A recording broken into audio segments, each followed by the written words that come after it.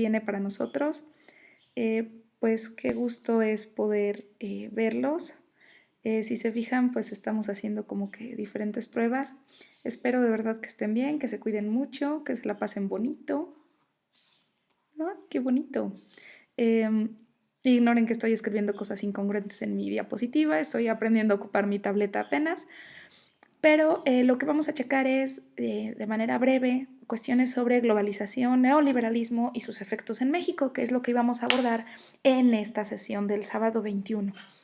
Entonces, pues ya saben, tomen nota de lo que consideren pertinente. Esta presentación ya la tienen ustedes en la plataforma desde inicios del semestre.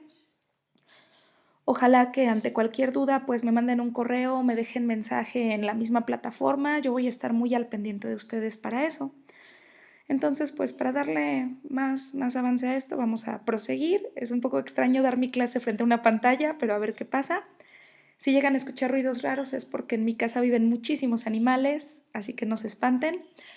Pero bueno, vamos a continuar y vamos a revisar el día de hoy cuáles son las implicaciones que tiene el neoliberalismo, sus fundamentos, que ustedes ya checaron en esta semana, para generar un mundo globalizado y qué puntos favorables y también desfavorables implica este tipo de intercambios sociales, económicos, migratorios y comerciales.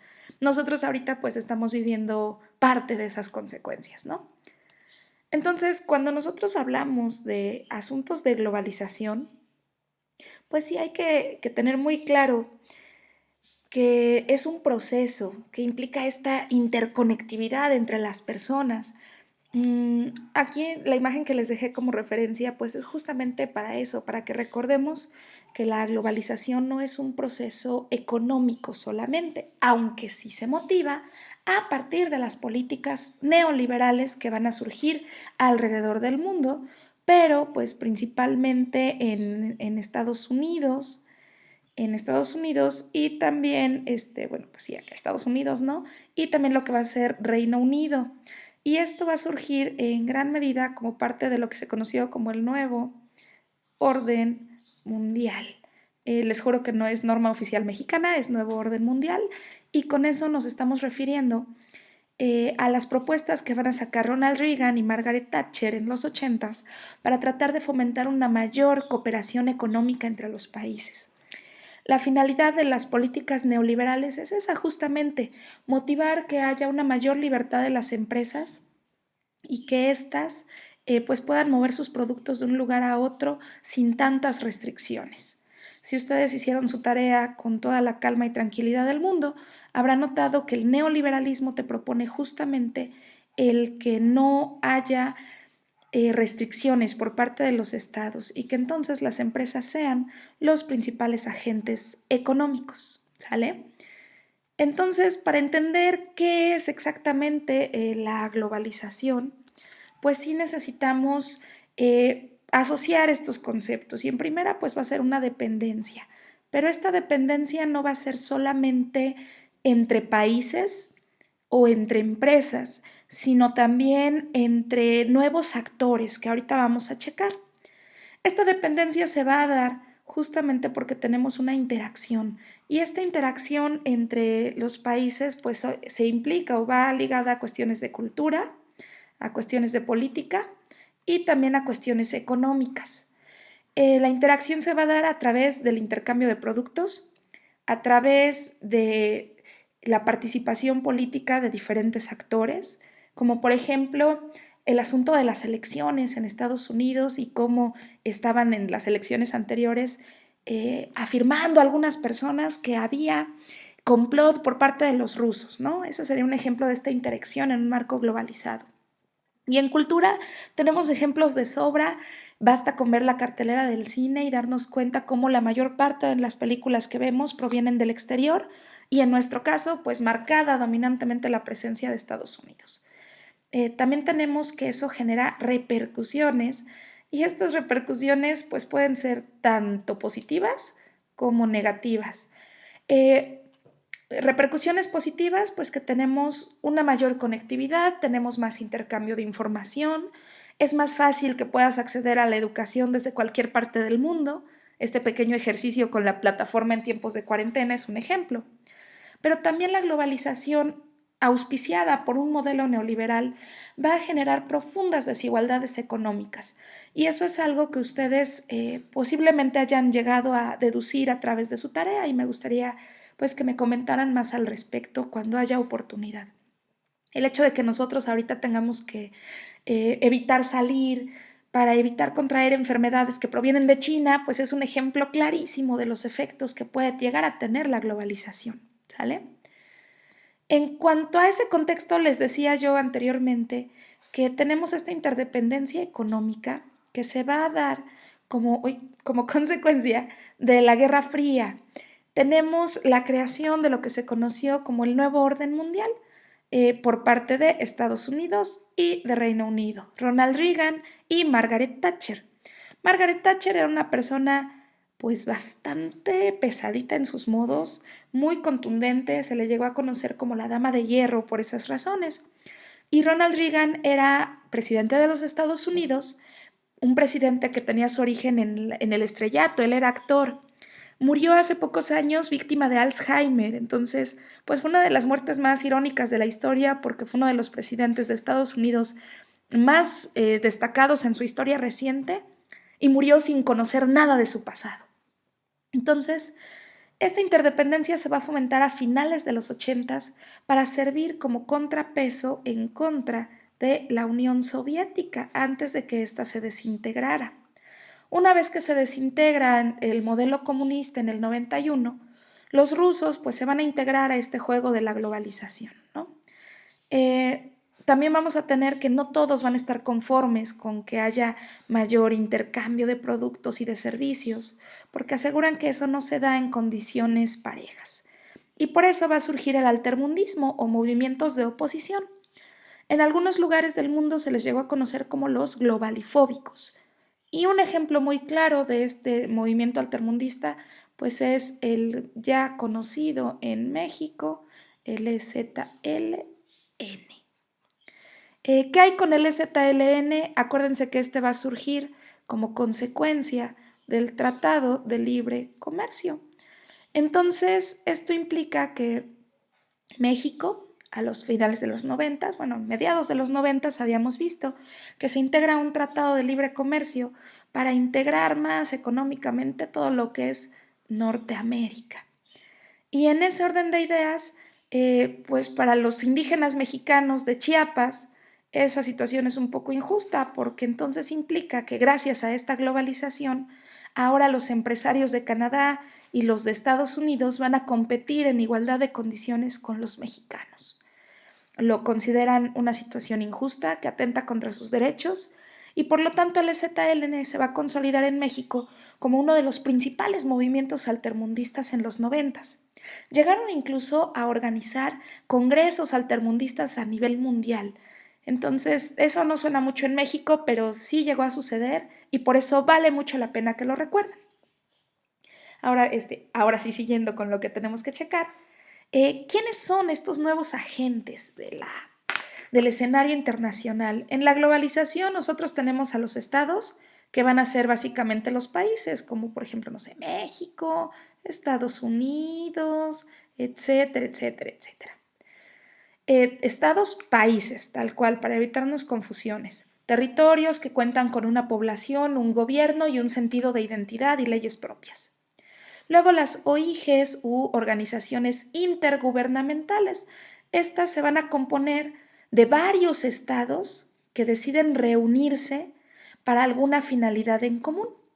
El ejemplo más claro de una OIG pues va a ser la ONU, la Organización de Naciones Unidas, pero tenemos la OTAN, tenemos la OPEP, la Organización de Países Exportadores de Petróleo, tenemos la Unión Europea, tenemos la ASEAN, la APEC, el G7, el G20, todas esas organizaciones en las que haya varios países reunidos para un fin común son las OIGs.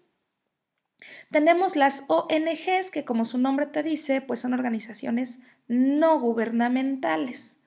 También son de escala internacional, algunas de ellas, pero de estas pues no van a ser organizaciones en un plan pues de Estado, por lo tanto sus acciones suelen ser más humanitarias.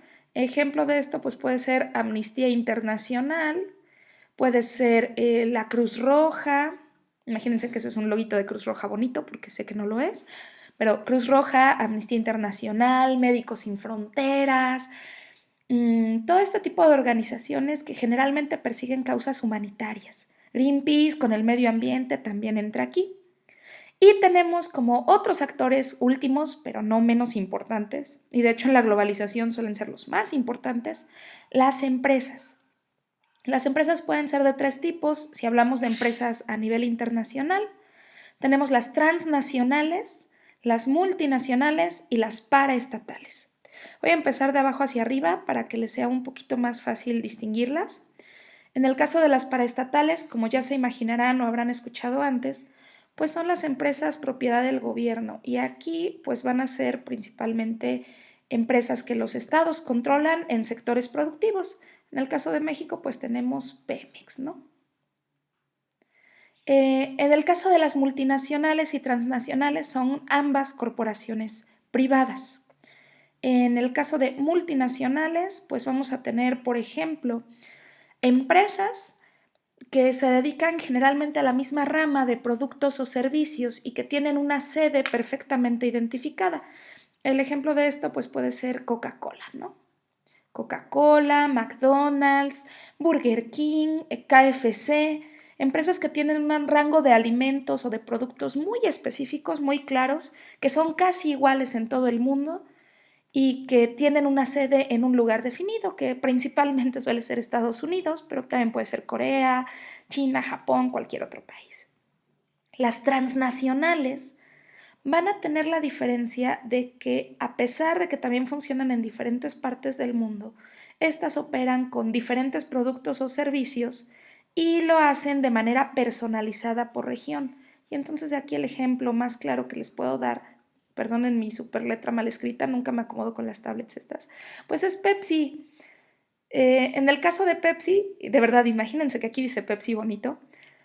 Pepsi no solamente te da refrescos, también tiene la línea de avena Quaker, tiene galletas Nabisco, tiene cereales, tiene croquetas para perro, tiene barritas de fruta, y todos sus productos van cambiando incluso de nombre de acuerdo a país a país.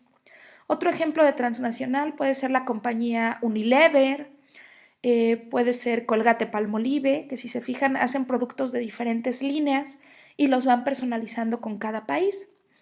Entonces, vale la pena que recuerden esta diferencia, porque cuando nosotros evaluamos las acciones de las empresas, muchas veces nos vamos con la finta de la marca y pensamos que estamos haciéndole el gasto a diferentes marcas, cuando en la realidad a veces solamente son dos o tres de ellas, ¿sale? Entonces, pues voy a proseguir. Ya saben que si tienen alguna duda me la hacen llegar a través de mensajitos o demás, ¿sale? Ahora, otro aspecto de la globalización, pues es lo que tiene que ver con la política monetaria internacional. Con esto nos referimos a qué pueden hacer los gobiernos para enfrentar toda la influencia que tienen las organizaciones. En este sentido, pues vamos a checar que hay diferentes maneras de hacerlo. Eh, para que los bancos de los países sean capaces de pues de controlar lo que sucede un poquito en sus países, aplican las medidas de política monetaria internacional, y quien hace la política monetaria pues son los bancos centrales. En el caso de México pues es Banjico, ¿sale? Y Banjico se va a dedicar a controlar la moneda para evitar la inflación, para evitar que la moneda pierda valor. Si ustedes recuerdan, y son principios muy básicos de cuestiones económicas, cuando tenemos mucho producto, cae la demanda de este, pierde valor, y viceversa. Lo mismo va a suceder con las monedas. Pero para que ustedes no se enreden al momento de evaluar cómo es la política de Banjico o de otros bancos centrales, es que les traigo esta idea del índice Big Mac. Este índice es una propuesta de una revista económica de Estados Unidos, The Economist, a finales de los 90, y te van a decir que la Big Mac es un producto que te sirve para comparar monedas porque es prácticamente igual en todo el mundo. se ven bonitas en la imagen, en el comercial y después son puras porquerías, pero para efectos de nuestro ejemplo nos va a servir porque se suelen fabricar de la misma manera en establecimientos exactamente iguales y eso te hace que la Big Mac sea un producto estándar. Entonces el índice lo que hace es compararte cuánto cuesta una Big Mac en diferentes países del mundo y cuál es el poder adquisitivo entonces de tu moneda para saber qué tan conveniente, qué tan cara, qué tan barata es. Este cuadrito que yo les traigo acá pues es un referente de estas circunstancias. Si ustedes se fijan, tenemos como primera el estándar de México. Yo no nada más les traje lo que es pues el precio de la Big Mac en dólares, sino también cuánto tiempo debe trabajar alguien en promedio en el país para ganarse esa Big Mac. Entonces, en Estados Unidos, si se fijan, la Big Mac cuesta $5.50, lo que equivale más o menos ahorita a 120, 130 pesos mexicanos. Es muy cara la Big Mac en Estados Unidos. Pero si se fijan, alguien de allá pues solamente necesita gastarse 11 minutitos de su trabajo para comprarse la Big Mac. Eso te habla de que la moneda tiene un alto poder adquisitivo pese a que los precios sean caros. Luego tenemos la zona euro, que son los 27 ahora países de la Unión Europea que tienen este sistema. No todos lo tienen, la mayoría, me parece que son 17. Ahí, si se fijan, la Big Mac es más barata. Esto te habla de que entonces el euro tiene un mejor poder adquisitivo que el dólar. Sin embargo, para que un trabajador en la Unión Europea se compre su Big Mac, pues necesita echarle un poquito más de ganas, de trabajarle un poquito más y echarse 15 minutos de trabajo para comprarse su hamburguesa. China, pues la Big Mac cuesta $3, es decir, más o menos unos 60, 70 pesos mexicanos. Minutos que debe trabajar un chino para comprarse la Big Mac, aproximadamente 35, pero aquí acuérdense que son las cifras oficiales de los salarios que se ganan en China de acuerdo al gobierno chino. Y si algo hemos notado y sabemos, y más con estos asuntos de la pandemia, es que China tiende a esconder o a maquillar su información. Entonces estos 35 están sujetos a debate, puede ser mucho más o puede ser mucho menos, dependiendo del nivel socioeconómico de la persona. En el caso de Japón, pues la Big Mac te cuesta $3.50, casi 3.6. Estamos hablando de que sí te sale un poquito más cara que en China, te sale más barata que en la zona euro, mucho más barata que en Estados Unidos. Es decir, la moneda vale pues un poco menos, pero solamente debes trabajar 10 minutos para conseguirte tu hamburguesita y eso te habla de que las condiciones laborales de Japón, pese a su explotación, pues están mejor pagadas. Suiza, una de las zonas más seguras para guardar dinero por parte del lavado y tráfico, necesitas $6.50. Si se fijan, es lo más alto que tenemos en la tablita. $6.60, pero debes trabajar 19 minutos.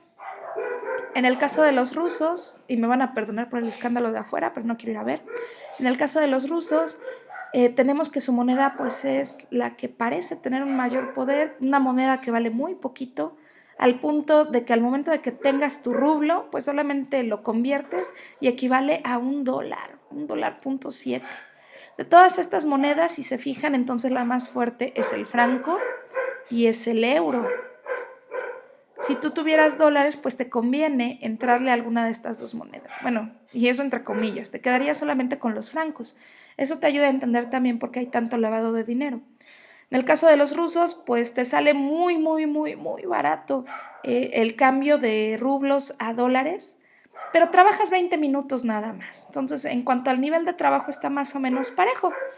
Pero ahora viene la bonita y triste historia de México antes de los precios catastróficos de esta semana, que ahorita seguramente esto aumenta.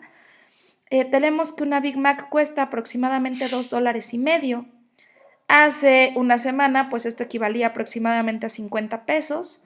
Probablemente ahorita sea aquí menos, es decir, sea a lo mejor $2, dólar y cachito, porque nuestra moneda está empezando a valer cada vez menos. Pero para que un mexicano se compre eso, con salario mínimo necesitas 225 minutos, es decir, un partido de fútbol y tiempo para chelear un rato antes del caos, ¿no? Entonces, pues esto nos habla de la capacidad adquisitiva y entonces de las medidas, si son efectivas o no para los países. Ahora, ¿qué repercusiones tiene la globalización? Esta de acá, la anterior que les traigo, es cómo está la medición de pobreza en México. Si ustedes se fijan, aquí en la parte de azulito tenemos la gente en situación de pobreza. Estas son mediciones de Coneval. Los niveles de pobreza están reduciéndose en ciertos sectores. Tenemos lo que es la pobreza general, que es por escasez de algún método o manera de vivir. Tenemos lo que es pobreza extrema, cuando no puedes satisfacer ninguna de tus necesidades básicas. Tenemos vulnerabilidad por ingresos, es decir, ingresos inestables. Yo aquí generalmente asumo a pensar que son más. Carencias sociales, que no tengas prestaciones, servicios de salud, vivienda propia, todo ese tipo de cosas entran acá. Y quienes no son pobres y no vulnerables, pues son estos de aquí.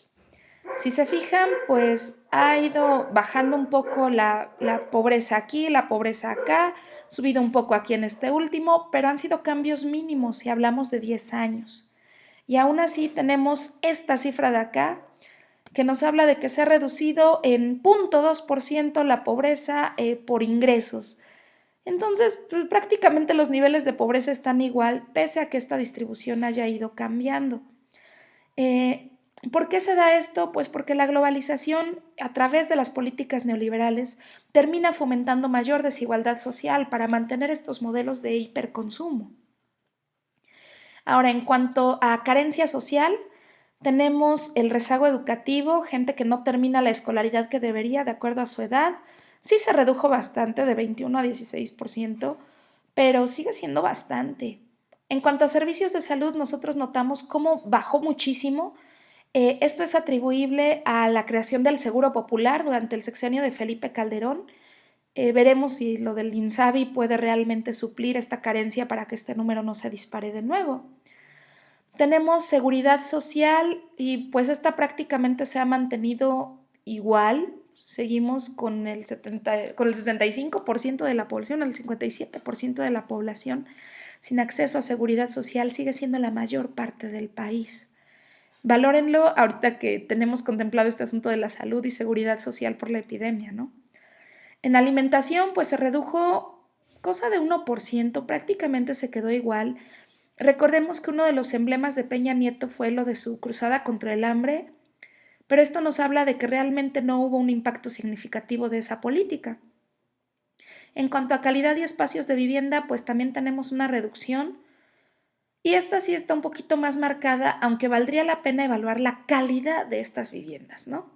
Y luego servicios básicos como agua, luz, drenaje, pues tenemos una carencia del 20%. Es mucho, si hablamos de que México es la 15ª economía del mundo, esto es demasiado. Pero aún así nos habla de que se está progresando en ello. Faltaría ver si en este sexenio realmente las cosas van a terminar siendo funcionales o no. Ahora, en cuanto a corrupción, de estos problemas que se van dando no solo por efecto de la globalización, pero que en México sí se van marcando mucho, pues todos nosotros estamos muy familiarizados con la corrupción, con sus maneras de existir. Las hemos visto de muchas maneras, desde el soborno que se le da al policía de tránsito, el desvío de recursos dentro del gobierno, el tráfico de influencias para colocar a alguien por palancazo, el abuso de funciones para hacer que la gente haga cosas que normalmente no debería, y la colusión, el convencer a alguien de ciertas cuestiones, ¿no? ¿Cómo estamos en corrupción? Pues estamos mal, muy mal, nosotros lo sabemos, pero pues hay una organización que es Transparencia Internacional y Transparencia Internacional es la que nos ofreció estos indicadores, estos son de 2017. La percepción de la corrupción a nivel nacional pues está en 89% y esto nos indica que pues sí es trágico. Los estados más percibidos como corruptos pues son los que están aquí en guinda, color pues bastante morenito, pero esto fue antes de que Morena tomara el poder. Si se fijan, pues los más corruptos, sureste mexicano. Menos corruptos, Querétaro, Hidalgo y Yucatán, pero aunque sean la menor corrupción, o sea, ninguno es como que corrupción del 50, del 30, del 20, si estos son los más bajos, pues nos habla de que la corrupción es percibida como un problema generalizado y profundo en el país. Este mapita que yo les traigo acá es justamente la medición que se hace por parte de Transparencia Internacional, una ONG que se dedica a medir los asuntos de corrupción y transparencia alrededor del mundo. Este mapa nos pone a México en el lugar 29 de 100 de los más corruptos. Acá, si ustedes se fijan, mientras más alto es el puntaje, de acuerdo a lo que tenemos aquí en la acotación, mientras más alto es el puntaje, pues menor es la corrupción. Mientras más alto es el puntaje, pues las cosas van bien. Mientras más bajo es, pues peor el asunto para el país. Ahora, esto es percepción de la corrupción, no corrupción real como tal. Y esto es porque no tenemos forma de medir hasta dónde llegó la corrupción. México, lugar 29, se encuentra al mismo lugar, por ejemplo, que Madagascar, que Rusia, Irán, y esto pues sí nos deja en una posición crítica, porque si revisamos con el resto de América, pues lo que es México, Venezuela, Honduras, El Salvador, Bolivia, Paraguay, pues son los más corruptos, incluyendo también a Cuba.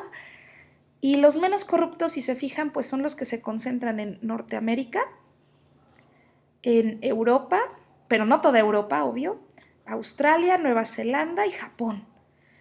Aquí en Europa es muy curioso notar cómo España, Portugal, Italia y países de Europa Occidental se siguen quedando dentro del marco de la corrupción. Hay algunos sociólogos que te dicen que eso tiene que ver mucho con el origen religioso de la mayoría de las personas, pero es una teoría debatible. De todos modos, les dejé el mapa como para curiosidad y para que veamos que sí, somos muy corruptos y sí nos damos cuenta de eso y estamos muy mal, bastante mal, pero el escenario alrededor del mundo es una cosa trágica, de forma general. Ahora, esta corrupción eventualmente conduce a que la desigualdad económica en México se dispare. Yo aquí les traje el ejemplo de los 10 billonarios de México. El primero es Carlos Slim. Acá tenemos que cada racimo de billetes equivale a 1,000 millones de dólares. Entonces, todo esto equivale a la riqueza de Carlos Slim. Todo lo que tenemos aquí marcado, acá, se me olvida ponerles la plumita para la presentación. Ajá, todo lo que tenemos acá, de esta cosa gigantesca de acá de billetitos, todo esto, pues es la riqueza de manera más o menos gráfica de Carlos Slim. ¿Qué es lo que coordina? Pues todas las empresas que tenemos aquí en esta primera parte del gráfico. Si se dan cuenta, Inbursa y Grupo Carso mantiene montones de compañías. Ustedes tienen ahí en rosita las que son de impacto en el extranjero. Y esto nos habla de todo lo que han podido acumular estas personas. A Slim lo solemos conocer por Telmex y Telcel, que es lo que está acá, pero si se fijan, pues no es la mayor parte de sus empresas. Acá en el gráfico, muy interesante, que era considerado el número 1 del mundo en 2017, pero si se fijan, o sea, con su fortuna puede mantener al 10% de los hogares del país por 14 años. Y si Carlos Slim fuera un país, sería la economía número 64 a nivel mundial. Después tenemos a Germán Larrea, puesto en el mundo número 39. Germán Larrea es el dueño de Cinemas, de Cinemex, de teatros, de cines, de Grupo México, la compañía minera que contaminó el río Sonora. Tenemos a Alberto Balleres, el dueño de Palacio de Hierro, Medicamóvil, Industrias de Minería también. Pónganse totalmente palacios con él, porque fíjense también todo el rango de negocios que tiene.